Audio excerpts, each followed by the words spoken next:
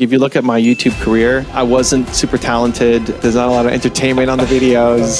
They're not coming from my dashing good looks. The only thing I did was I just kept going. Most people quit. I just kept going. But most people don't have that stubbornness. Consistency for anything, like you are what you consistently do. If you eat one chocolate bar, you're fine. If you eat a chocolate bar every meal, you're going to be kind of screwed over. Tie your self-worth to the effort you're putting in on releasing whatever the thing is. Like if you want to be great at podcasting, if you did a podcast a month, how many years does it take to catch up to 365? It's like, it's never going to happen. Whatever goals you have, when you take consistent action, you're going to win. Need motivation? Watch your top 10 with Believe Nation. Hey, it's Evan Carmichael, and I make these videos because I need them for me, because I want to wake up every day and watch a video that puts me in a mindset to believe in myself more and go off and accomplish amazing things and attack the day. And I hope that this video does that for you as well. Okay, so today let's learn from one of the best, my husband Evan Carmichael, and our take on his top 10 rules for success. Enjoy! Rule number 2, get more momentum. What are some steps that you think people should take or can take to get that momentum, to add more of that to their life? I think it starts with identifying where do you lack, right? Like, what do you want to get better at? So for you, it's like, hey, I want to be a better entrepreneur. I don't have business people in my life, so I'm going to make an effort to be around people who are more successful at that thing. So if you have a health goal or relationship goal, business goal, it's not that you have to hang around Elon Musk to get it, right? I mean, there's lots of people who've done it. If it's a relationship goal, who are the happiest couples that you know, and try to spend more time with them? Or health goal, who are the people who are running, or just working out on their own, and how do you spend more time with them? When you're in that circle, you'll just do a lot more. So what is the thing that you are lacking? And then I would split that between moments like an event or a conference or hanging out with somebody, and then what can you do consistently on the daily, right? So what ends up happening is you get really motivated, you go to a conference, you meet some people, you learn, and it takes you to another level, but then it's easy to fall back down to, where you were. It's like, oh, I thought I could write a book. Like, I can't write a book. I'm not going to start a show. I can't, where did I think I could do that from? Because you've been taken out of the environment and put back into your current environment, so it's harder to get going again. Not impossible, just harder. But I love those moments because it shows what's possible. And I'm a big believer that the ideas that come to you when you're feeling bold, powerful, confident, courageous are actually the right ones for you. Like, those are your best ideas. And then your head talks you down from doing them because it only understands the world that currently exists. Like, well, you didn't go to school for this. Why? You're going to be an entrepreneur. You can't be an entrepreneur, right? Like, the head starts to take over. So those ideas that came to you when you're at that conference or around these people, like, those are actually the right ones for you. And you need to then inject new things daily to remind yourself of the person you want to be. So that's why I have things like my YouTube channel, right? Because I need it daily. Because I want to be around, I want to be on Oprah Winfrey and Steve Jobs and Elon Musk and Bill Gates and these people every day, that when I'm watching their video, it makes me want to go and do more. Rule number 3, make an impact. What do you think is the best part about being an entrepreneur, and what's the scariest part, if you had to kind of warn would-be entrepreneurs out there? I think the reason you get into entrepreneurship has to be strong, that you're moving towards something, not away from something. Hating your job is not a good enough reason. Having a bad boss is not a good enough reason. Having toxic people around you in your workplace means you should get out of that, but that's not the reason to go be an entrepreneur, because you're going to work harder as an entrepreneur than you will yes a job. Right. Now you get to set the rules and you get to decide what you want to do, but if you're only in it because of freedom, that's the wrong reason. You have to be in it because you want to make an impact. You have to want to serve. I believe that humans are built to serve. I think it's in all of us. I think it's hardwired into us. And that, how do you serve? Well, your purpose comes from your pain. That the thing that you struggled with the most in life, whatever the most painful moment of your life was, helping other people not go through the same thing that you went through, will be the thing that will fill you up for life and will never get old. And so that's the thing that people need to find. I love helping entrepreneurs because I struggled so much as an entrepreneur. So I want to now pay it forward and help others. And that's everybody. So you need to figure out what's the going to that you're creating, not the moving away from, and then how are you going to serve. And if you do that, you'll have success. I think most entrepreneurs when they get started, they're doing it for the wrong reasons because they just don't like their job. And then they're just chasing an opportunity. They don't actually love the thing, but this is a hot thing to do in 2019, 2020, 2021. So that's what I'm going to do. But if you don't love that thing, you're going to lose. So that's the biggest mistake most entrepreneurs make. Rule number 4, anticipate a hard start. What advice would you give to this person to kind of, I don't know if it's like to shake things up in their world or just to give them momentum? Wow. So there's a lot there. I would want to know more about the individual, but some generic advice. One, I would expect to suck at the start. I would expect a struggle at the start. I think people expect to be amazing at the start, and then they're shocked by how hard it is when they actually get out and go. This is certainly my case. I expected to be doing way better than I was at the beginning. And I was actually too embarrassed to tell my friends and too ashamed that like I was making no money and I couldn't come out to dinner or birthday parties, not because I was too busy, but because that $20 was too much for me to go out for a night. So expect to suck at the start. I think remembering your why, remembering what you're doing, remember the big ambition that you have.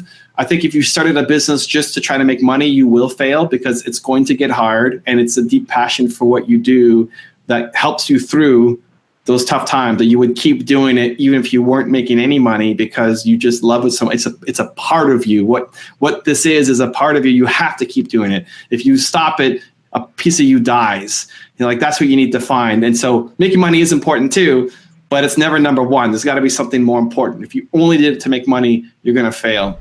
Also, to make sure you're actually taking action after watching this video, I've designed a special free worksheet just for this video. The worksheet will highlight all of the lessons learned in this video, as well as pull out our 3 favorite learnings and quotes that will inspire you to actually do something. The worksheet will also give you space to write down what your key takeaways are and your specific plan of action to make sure you're getting results. If you want the worksheet designed specifically for this video, absolutely for free, there's a link in the description below. Go click on it and start building the momentum in your life and your business. I'll see you there. Rule number 5, overcome your fears. Perfectionism is really just fear. You're just afraid. Right. So I try, of course I'm still afraid of many things, but if I can catch it, I try not to be, or do the thing that makes me scared. But to the kill your darlings, one of my greatest fears earlier on in my career was being an aging rock star.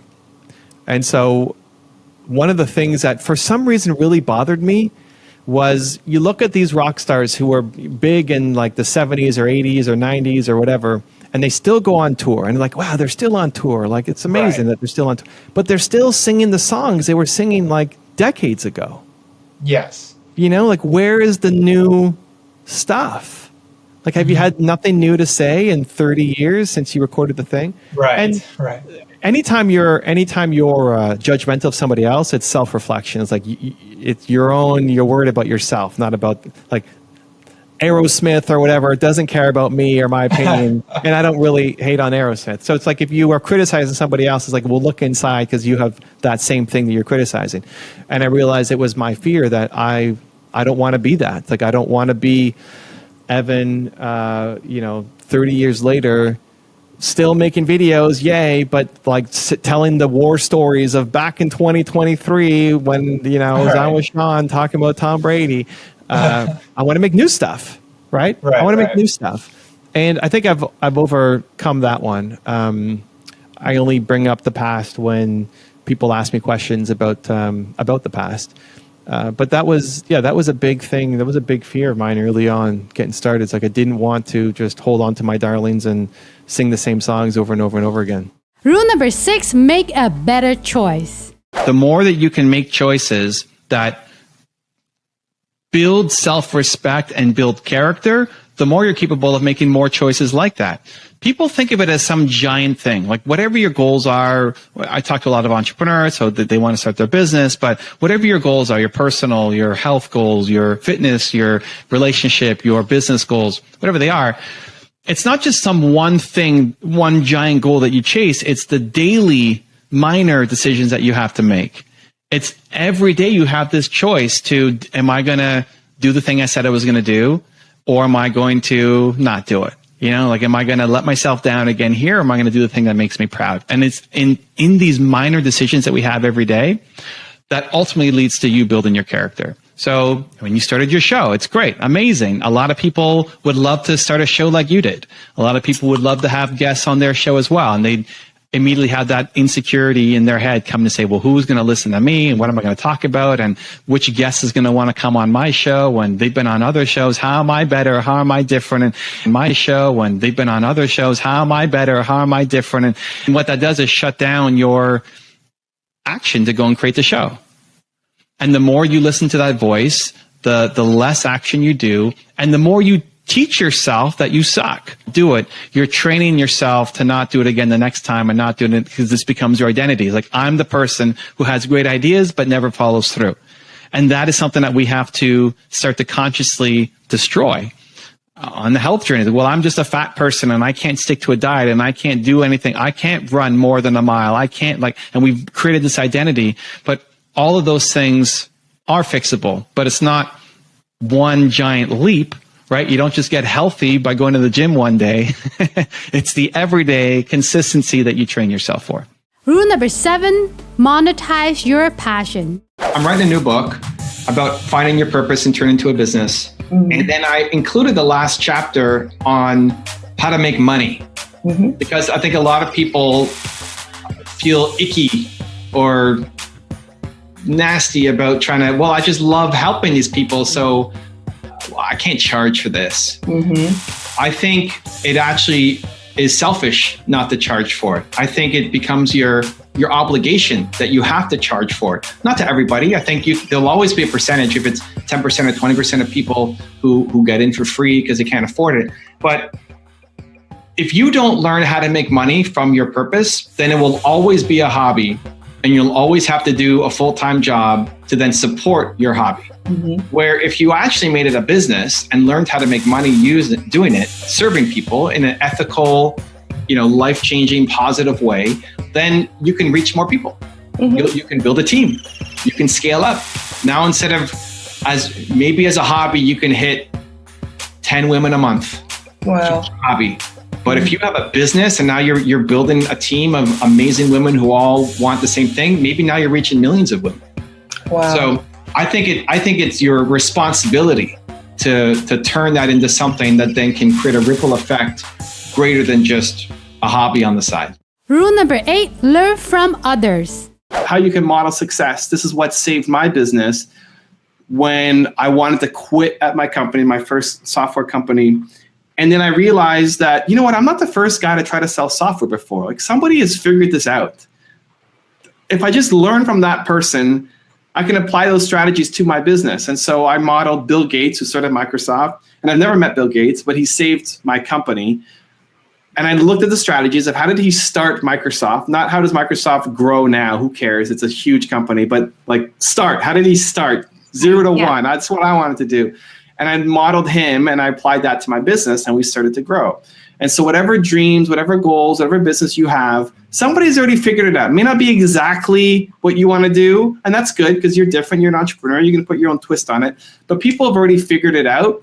And so understanding what they did and trying to break down their success could be really helpful, so that if you're hustling and grinding, you're spending your time on the right things that will help you as opposed to the things that aren't leading to success.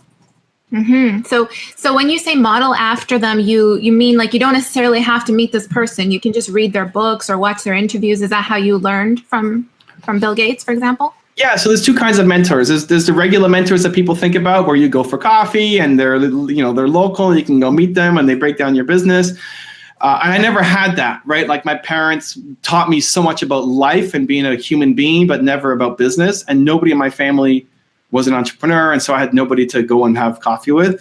I went to my banker and said, hey, can you help me with my business? And he's like, well, do you need a loan? Like, no, I don't know. Do I need a loan? I don't know. He's like, yeah, you're not really in the right place. Like, I didn't know anybody. And so I looked to what I call aspirational mentors. These are people who you aspire to be like or aspire to learn from. And some people may have already passed on and you'll never meet them. Like, I have Steve Jobs up on my wall. I'm never going to meet him, obviously. And a lot of people behind me, some I may meet one day, or some have passed on. And so I look at two kinds of what I call aspirational mentors. The first are in your industry. Whatever you want to do, somebody has done it. You want to be a successful YouTuber? There's lots of people who've done it. Go and model them, see what they did. The more successful they are, the more information there is on them, whether it's interviews or books or magazine articles. Like, their story is somewhere. And again, look to how they got started as opposed to what they're doing now, because it's a different scale.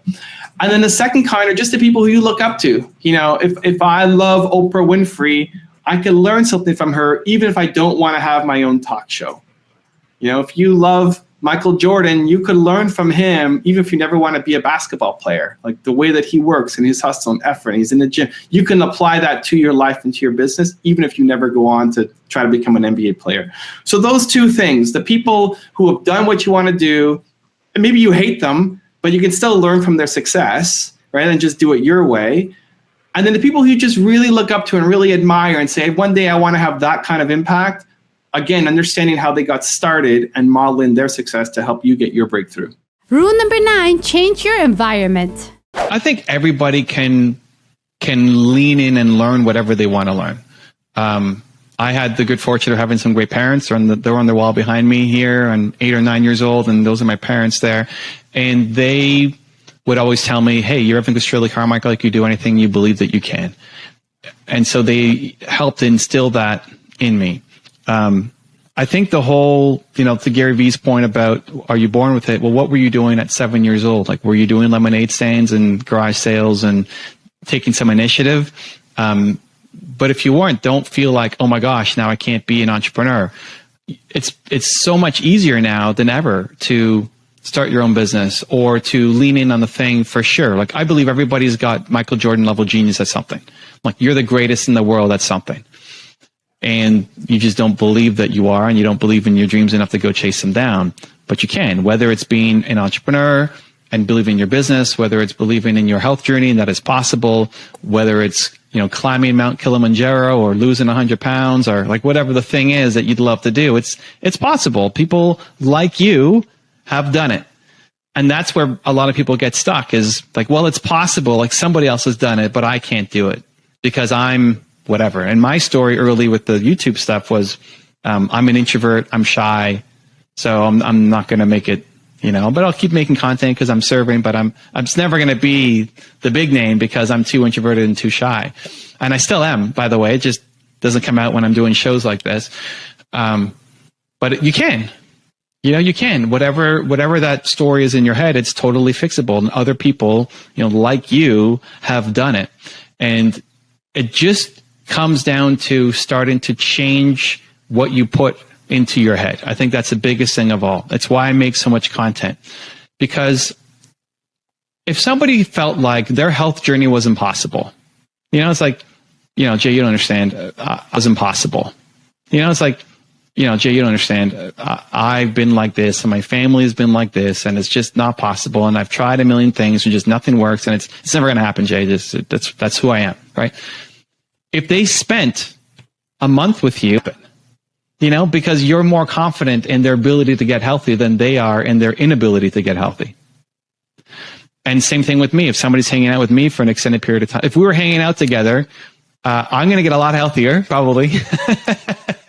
And you're going to be making more YouTube videos, man. And we're going to get you on there and crushing it, because whoever's more confident wins. And so the problem is, we're surrounded by people who don't believe in our dreams, who tell us that it's not possible.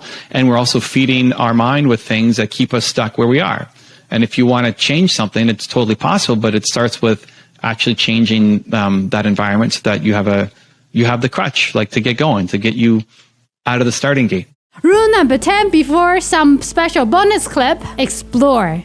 You feel like some people are just, that entrepreneurs are born. I know you say that everybody has it in us to serve, but do you think there's some people that are just more prone or more gifted or more capable when it comes to achieving entrepreneurship? So I think everybody has what I call Michael Jordan level talent at something. Okay. If you go religious, everybody's a child of God. You were created. You are beautiful. You should be making something amazing in the world. You are not meant to be living this small life. Right. So if everybody has Michael Jordan level talent at something, For some people, that's being an entrepreneur. For others, it might be being a teacher in the school system, right? It could be many things. How do you find it? Well, you need to explore. You need to taste. You need to test. You know, just like you found my videos. You were searching for motivation and you found them, and then you're like, I like this. And then you dove into it. A lot of times you can't think your way through these things because chances are the thing that you should be doing is very different than what is in your family and in your circle. Most of the time, the thing that you should be doing with your life is very different than what your parents did or what your brothers or sisters or cousins or community or church, people there are doing. Yeah. And so it takes courage to go off and do it, right? If you're working with women who have a belief system of, well, women are supposed to be this way, but then they know that, like, I don't want to be that. I'm greater than that. I know I'm greater than that, right? Yeah. To have the courage to chase that dream down, I think is important. And that's where I think people like you are a voice. Do you think that for people who are looking at making impact, whether that be online or through content or speaking or any of those different avenues, where do you see that kind of the next horizon, kind of like you entered YouTube very early on? What do you think's next? So I think it depends on what your mission is, right? So for me, I've got a giant mission, right? I want to impact the whole world. And so how do you do that? Well, my hypothesis is that it's content at scale. And if you're going to do content at scale, you've got two options, long form or short form. Like the platforms are basically divided. TikTok and Snap and Facebook and Instagram are all short form content. And then YouTube is long form, and YouTube has shorts, I guess, as a combination. But there's YouTube on one side with the long form and all the other content, which is short form. And if you want to have an impact and really want to make a difference, I think it's hard to do it in 30-second little clips. So that's a lot more inspiring, but it's not really making a huge impact. If you're trying to explain multifamily investing in a 42-second video, like, good luck, right? So, but it's fine. Like, the shorts have their own path. It's to inspire, but it's not really to do deep education. And you're not really doing any of the deep work just from the clip. So hopefully the clips inspire somebody to start down the path to learn more about this thing.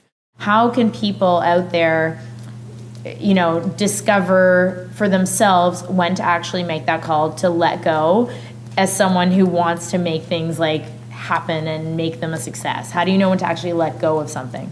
You let go when you don't love it anymore. A business, a relationship, if you don't love it, you should let go as soon as possible. And most people fall into two camps. One, they quit too soon. They still love it. This is, I see a lot of entrepreneurs. They still love their business, but it's not working out, and so they quit on it. This is why I went back to my business, because I still loved it. If you quit on it too soon and you still love it, you're going to regret that your whole life. Yeah. You're going to, in 10 years, 20 years, 40 years, whatever, you're going to look back and say, I could have done a little more. Yeah. You know, I quit too soon. And so if you still love it, but it hasn't worked out yet, you have to keep going. Otherwise, you're going to regret it and use that as fuel. The flip side is a lot of people who stay in the thing for too long when they stop loving it. Yeah. People stay in relationships too long when they've stopped loving it. They stay in businesses for too long when they've stopped loving it because they've had some success with it. You're not going to stay in a crappy business forever if the business has taken off, but then you stop loving it and you feel like you bought yourself a job. When you quit, ASAP. Yeah. Like, sell it to somebody else and move on, because you're never going to win doing work that you hate. Yeah. So while you still have one foot in the pool of, like, it's just okay, I don't hate it, I don't love it, can you tweak it so that you can love it, or is it time to move on and go do something else? This is what I do on the micro and the macro always. I still love making YouTube videos. I'm 6,000 videos in 10 years, I still love it. But the day that I stop liking making videos, if I have to go to my camera, be like, I don't know, I'm not feeling it. That's it. I'll done. Yeah. Done. Like, I'll say, hey, you want to take over my YouTube channel? You know, try to sell it, move on, or something else, because I'm never going to win doing work that I hate. Yeah. And that's a big decision. And you're just getting started in all of this, right? Yes. The opportunity here is there's the big long-term opportunity of you could help, whether it's everybody, whether it's women, whether it's women of color or whatever. Yeah. There's a lot of people in even just North America, who need that. Yeah. The immediate opportunity is figuring out, okay, how do we replace our salary? Correct. Because the women on the train may not be able to afford you as a coach, right? Right. So this is where a lot of people get stuck. Right. At the beginning, say, I love these people and they're so good and like I really want to help. And then you get pulled into either helping them for free or doing it like super discounted rate. Yes. And you feel so fulfilling, but it's like you are not making money, right? Yeah. So it's just an order of sequencing. So it's not that you're not able to help those women in a deep way. It's just not now. Right. Because now is we need to prioritize within our mission, making money so that we can afford to quit our job and then make more money so we can afford to hire a team to help us build our brand. So it's like I'm purpose first. Yes. And you have to learn how to monetize, right? Right. Like number one is mission, purpose, and then somewhere in 2 to 5 has to be making money if you're an entrepreneur or you don't make money. I encourage entrepreneurs to go through a 3-step process, which is eliminate, automate, delegate. Okay. So you look at the work that you're doing and maybe you shouldn't be doing it at all. Like before you give it to somebody else, maybe it just shouldn't get done. And there's often things that we're doing that we think are really high value that then turn out to not matter. And we may not even notice it, right? I mean, before Movement Makers, I had a mastermind that I ran in Toronto for entrepreneurs. And when people joined, we took minutes, like notes of what was happening. Like I took minutes. This is before AI could do it for you and transcripts. Like I wrote down minutes for what everybody said and homework and assignments and everything. And there was 1 month where I forget what happened. Like I was going away the next day or something and I didn't get the notes out to people after the meeting. Nobody cared. Like no response, no message, no like, hey, where's the minutes? Where's the notes? And so I didn't do it again next month. Nobody cared. It's like, wow, I've been spending all this time on something that like nobody cared about that I thought was high value, but was actually zero value for people. Maybe it was even negative value. Maybe I was annoying them with it. I don't know. And so eliminate first, so, I mean, a lot of entrepreneurs might be frustrated with their accounting and bookkeeping. You cannot eliminate that, right? Like that has to get done. Yeah. You will run into problems if you try to eliminate that from your business, right? And I was going to go into that for you, but yeah, keep going. Yeah, the government will come for you. That is a big problem. Unless you live in some country that doesn't move to the moon or something. But that's a problem. So you can't eliminate that. But there's a lot of things that we're doing that just should not be done. They just be completely eliminated. The next is automate. So before giving it to a human, give it to technology. So use software, use tools, use AI, use QuickBooks, there's a lot of things. There's software and tools for a lot of things that you should start applying into your business that can save a lot of man hours. And then you get to delegate. So eliminate, automate, and then delegate. And so these are the things that still have to get done, but should not be done by you. So in eliminate, they shouldn't be done at all. In automate, they need to be done, but should be done by a human. And then in delegate, it should be done, but shouldn't be done by you. It has to be done by another human. And that's where you start to scale and build and create. You were making 80 videos in one day, so you could do basically all the videos for a month in one day. Do you still do that? And 2, what's the logic behind that? And where do you find the time management for something like that? Because that's one of my big downfalls. I'm not so good with time management. That's something I'm learning myself. Yeah. So I don't do 80 a day anymore. That was when I was filming once a month. I film once a week now. And so we'll cut that back to 20-ish videos a week. More because I'm spending more time on each of the videos and my team is preparing things for me that we're not a month ahead on. For the time management, it's just your actions need to map to your ambitions. And so you have ambitions. And not just business ambitions, life ambitions. Like, I don't know if you're married or not, or kids or not, but whatever your life ambitions are. Then I default to looking at my calendar. And I say, okay, I look at my week next week. If I did the things that are in my calendar for next week, am I moving closer to hitting my ambitions or not? So if I'm making videos, then yeah. But if I spend a week and there's no videos happening, then no, I'm not getting closer to my ambitions. And so if you think that your time management is an issue now, it only gets harder as you grow bigger. Like I have 24 people on my team, it's harder. I got to manage all these people on top of managing myself. And so I remind myself of whatever I'm doing right now, whatever challenge I think that's in front of me, I tell myself, this is just a warm up. Like, this is just a warm up. I'm capable of more. I'm capable of more than what I'm facing right now. Because if you feel like the current problem is overwhelming, then that's the limit of what you're capable of doing. So this is just a warm up. Then I look at my calendar and I look at my goals and I see how do I match these things up. I'm a huge believer, and this may not work for you, but I chunk my days. So Thursday is my public facing day.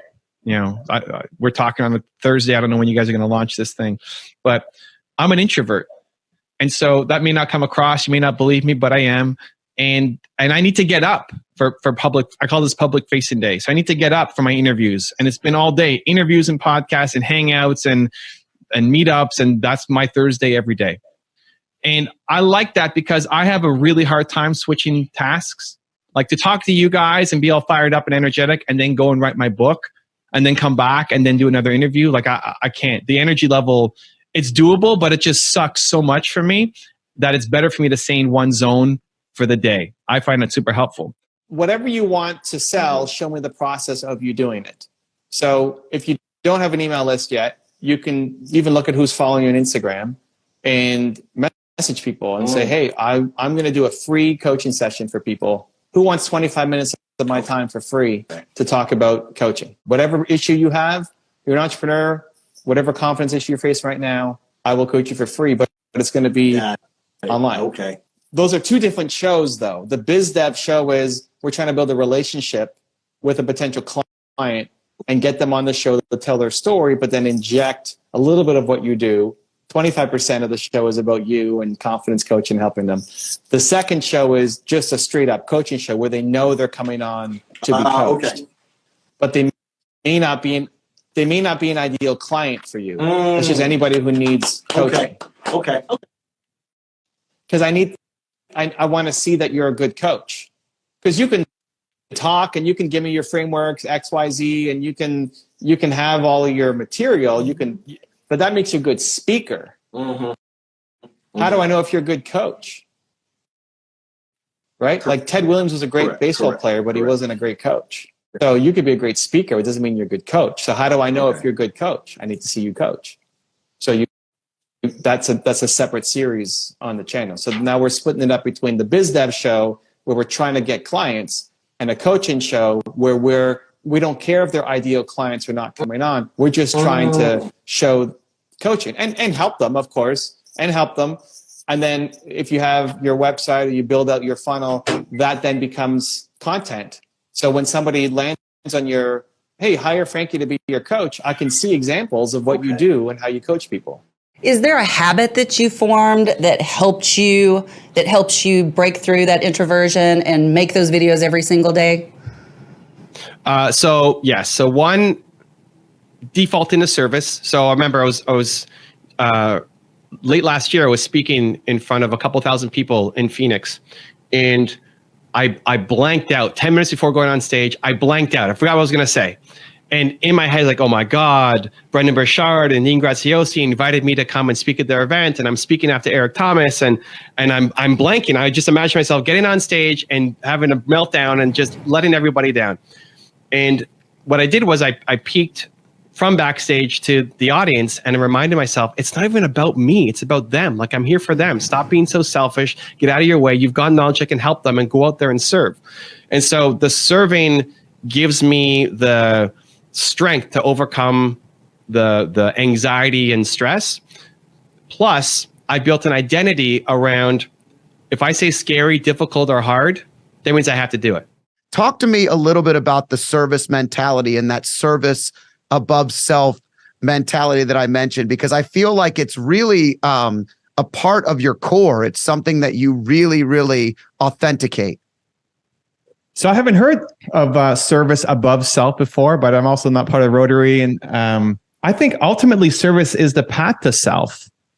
I think humans are built to serve. I think if you're not happy, it's because you're not serving.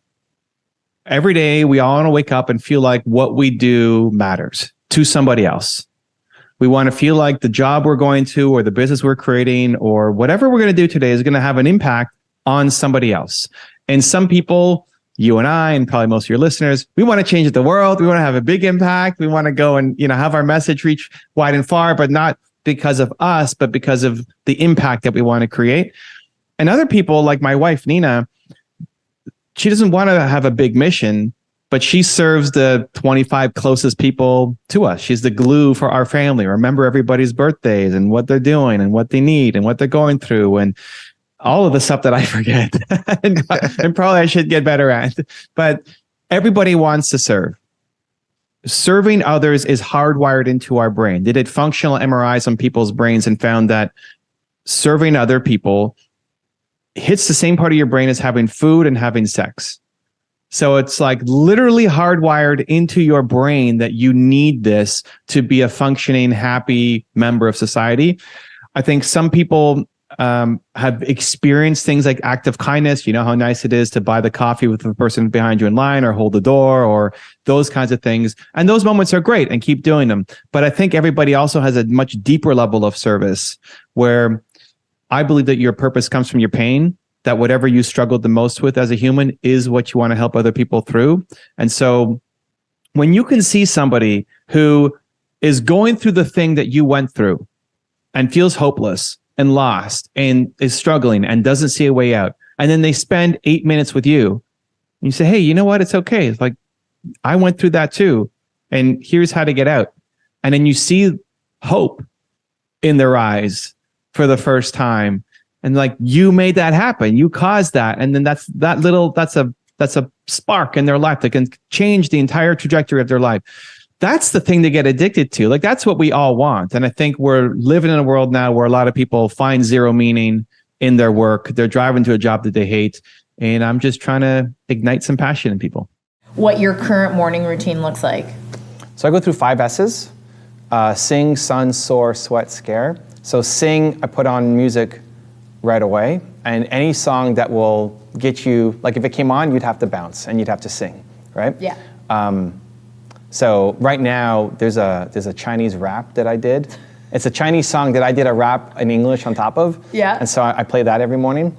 Chinese rap is like dance, or is it like straight up like hardcore rap? I'm rapping to a Chinese song. So there's this woman who's rapping, and I sped her up, and then I'm rapping over the parts where she's not singing.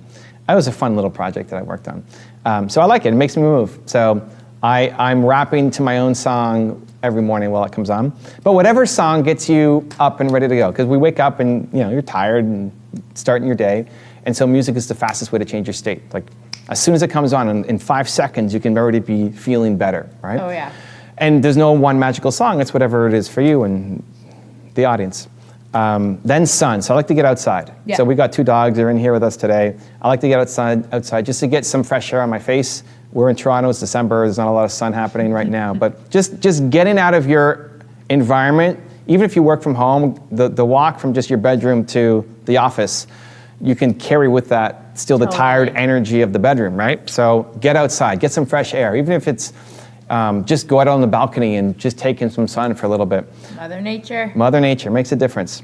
Then soar. So this is the most important part. What is the thing that you need to do every day that makes you feel bold, powerful, unstoppable, confident, alive? Whatever that thing is, do it first thing in the morning.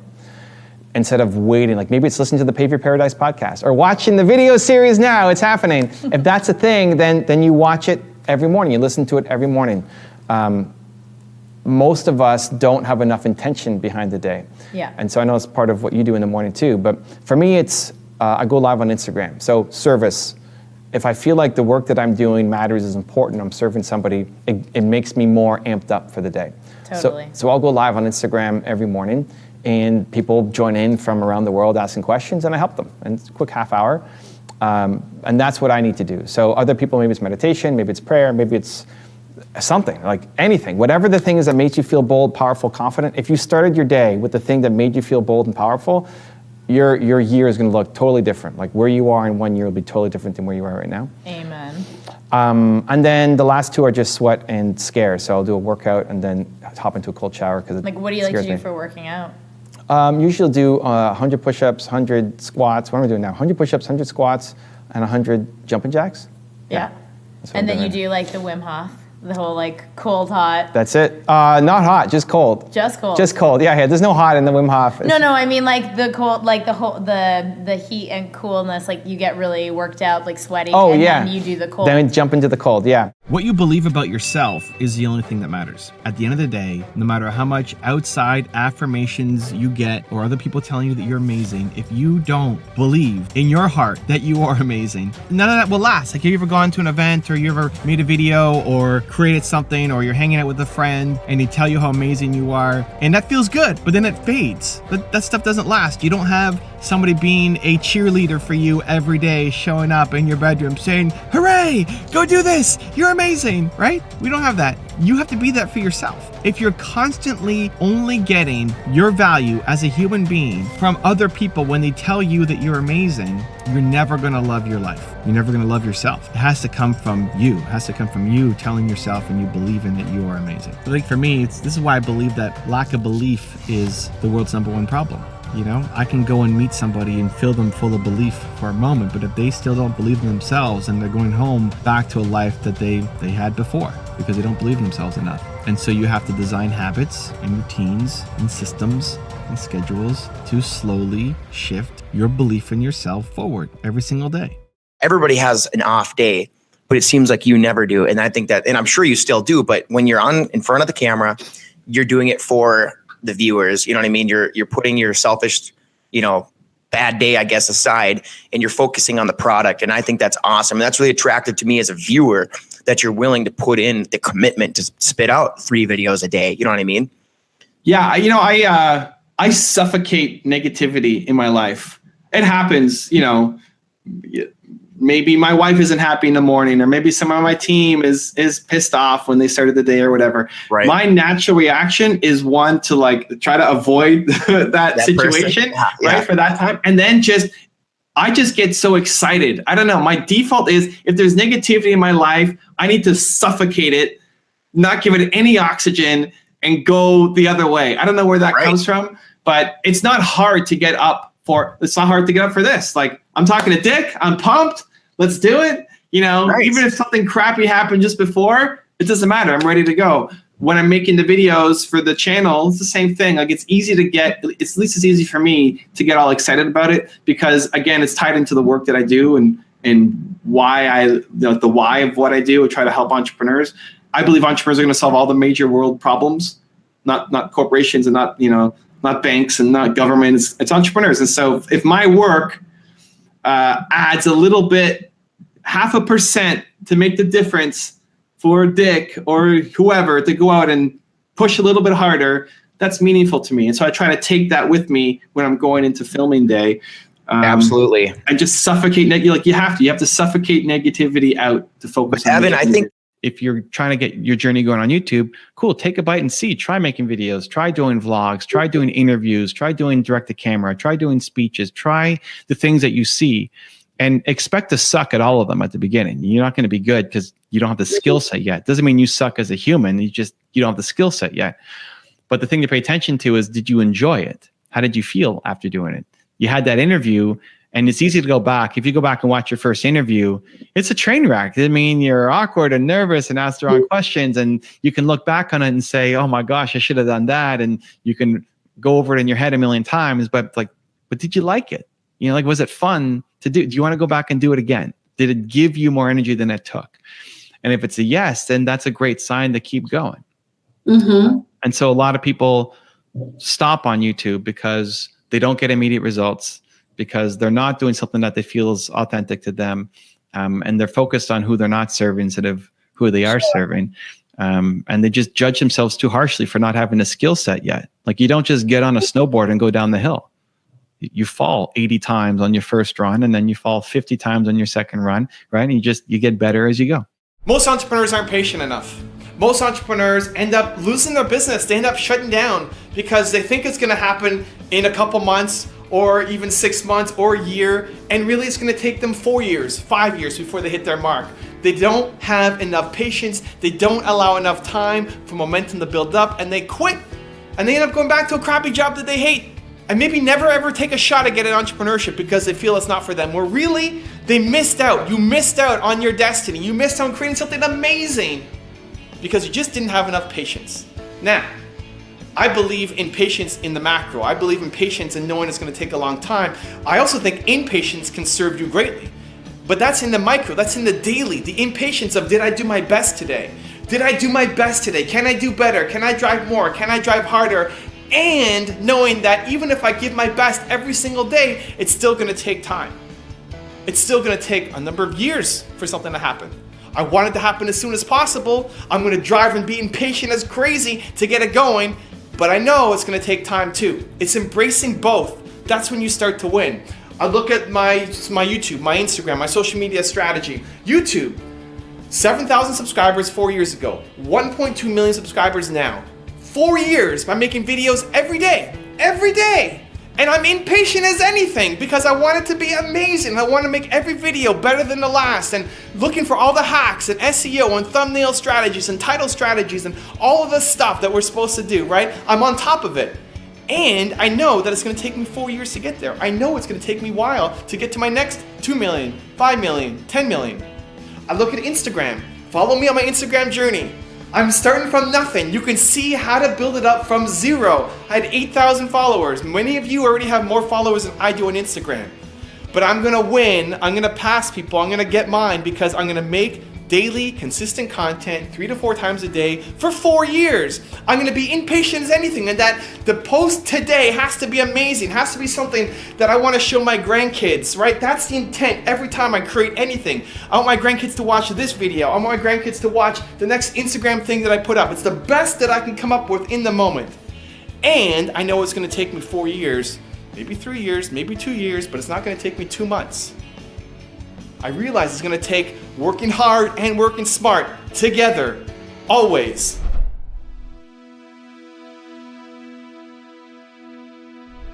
Because you made it this far in a video, I want to celebrate you. Most people start and don't finish. Most people never actually follow through. Most people say they want something, but they don't ever do the work to actually get it. But you are different. You are special. Believe Nation, you made it here all the way to the end, and I love you. So as a special celebration, if you put a hashtag Believe down in the comments below on this video, I will showcase you and celebrate you somewhere on the screen in a future video because you are awesome. If you want to watch Tom Bilyeu's top 10 rules for success, check out the video next to me. I think you're gonna enjoy. Continue to believe. I will see you there. The reason that I've had the kind of success that I've had in my life is simply because I understand that iteration is how we make cultural progress. It's what I call the physics of progress.